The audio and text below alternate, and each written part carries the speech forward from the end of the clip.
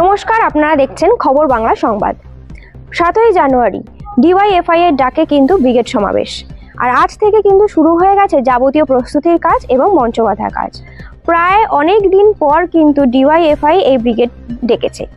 তো যথারীতি বলা যেতে পারে যে প্রায় 2008-এর পর প্রায় 15 বছর পর কিন্তু ডিওয়াইএফআই এই ব্রিগেডটি ডেকেছে।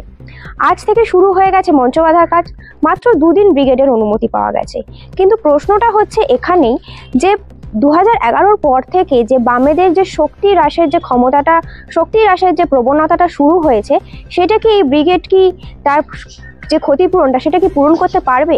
মীনাক্ষীদের ডাকে কি এই ব্রিগেড ভরাতে কি মানুষ কি সক্ষম হবে? মানুষ কি সাড়া দেবে? সেটাই কালকে আগামীকাল আমরা দেখতে পাবো। সেটা থেকেও বলা যেতে পারে যে দুর্নীতির প্রতিবাদে এবং শিক্ষা জাতীয় নানা রকমের প্রতিবাদে কিন্তু 50 দিন ধরে ডিওয়াইএফআই ইনসাফ যাত্রা করেছে। সেই ইনসাফ যাত্রা থেকেই কালকে অর্থাৎ আগামীকাল 7ই জানুয়ারি ব্রিগেডটা অনুষ্ঠিত হবে। এই ব্রিগেডে উপস্থিত থাকবে সিপিএম এর সাধারণ সম্পাদক সীতারাম ইয়েচুরি, এছাড়াও উপস্থিত থাকবে রাজ্য সম্পাদক মোহাম্মদ সেলিমরা। তবে ডিওয়াইএফআই এর যে স্টার বক্তা মীনাক্ষী মুখোপাধ্যায়ও কিন্তু উপস্থিত থাকতে পারে এই ব্রিগেডে।